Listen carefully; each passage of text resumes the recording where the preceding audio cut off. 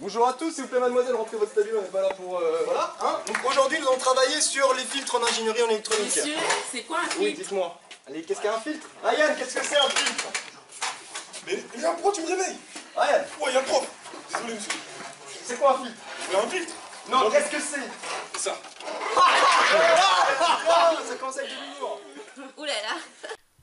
Dans le cadre d'un projet scolaire, nous avons réalisé cette vidéo. Elle vous présentera quelques notions de base sur les filtres en électronique et comment déterminer le déphasage ainsi que la constante de temps d'un filtre du premier ordre.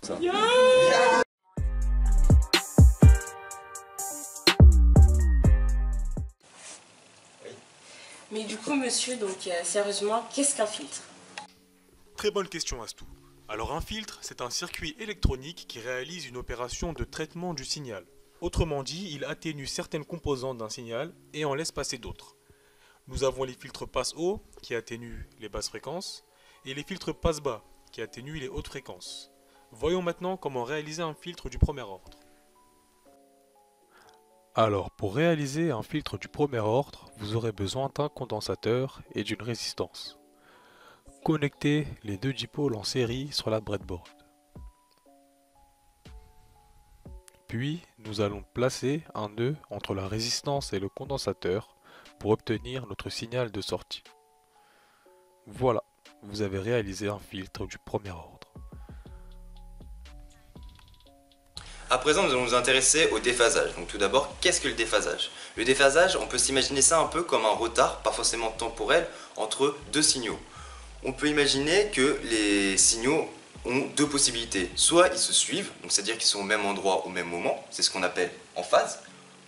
Des conséquences physiquement, c'est par exemple avec des ondes lumineuses, quand les ondes sont en phase, nous verrons physiquement de la lumière. Et elles peuvent aussi être en opposition de phase, comme ceci, c'est-à-dire que quand l'un des signaux est à son maximum, le deuxième est à son minimum. Et là, par exemple, pour les conséquences, toujours pour des ondes lumineuses, ça serait que les interférences sont destructives et que physiquement, il n'y aura pas de lumière. Et c'est ce que nous allons essayer de mesurer juste après. Tout d'abord, nous allons produire un signal électrique à l'aide du générateur de fonction et observer ce signal directement sur l'oscilloscope.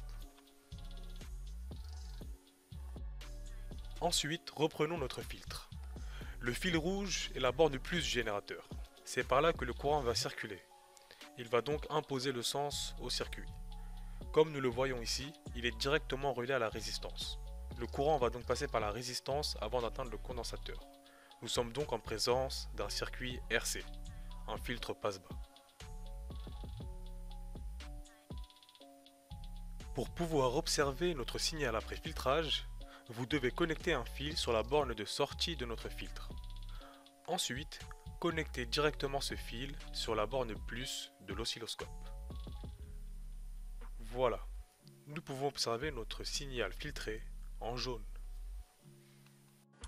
Nous allons à présent essayer de déterminer le déphasage entre les deux signaux. Le signal bleu représente le signal de notre générateur et le signal jaune représente le signal qui passe par notre circuit CR. Donc pour mesurer le déphasage, nous avons besoin de mesurer une variable, si on peut dire ça comme ça, c'est le retard entre ces deux signaux.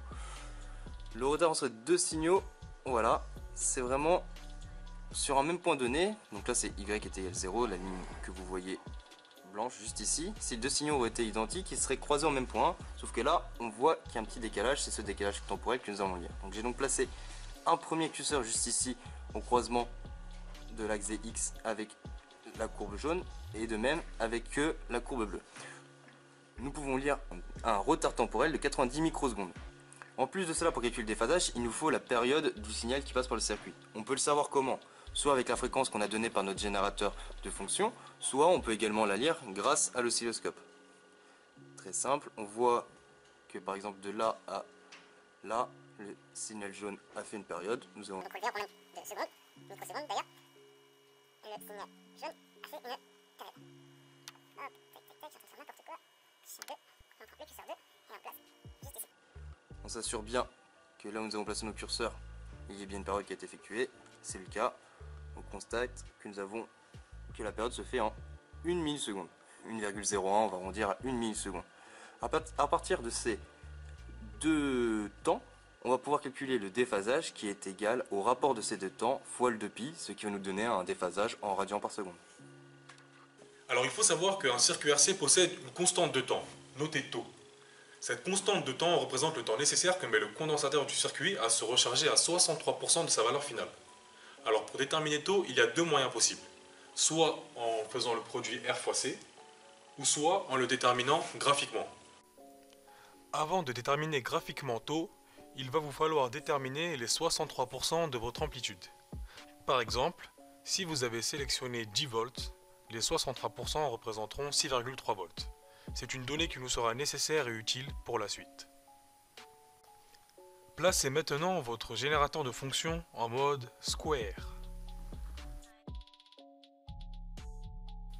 Une fois que vous avez déterminé les 63% de votre amplitude, vous allez pouvoir déterminer taux. Tout d'abord, superposez vos signaux et mettez-les à l'échelle.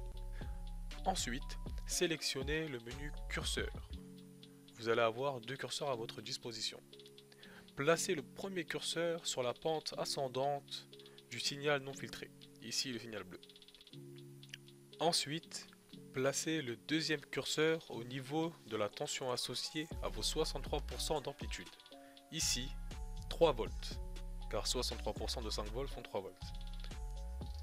Une fois que ce curseur est placé, nous pouvons observer juste ici une différence de temps, qui est la constante taux. Dans notre cas, elle est de 96 microsecondes.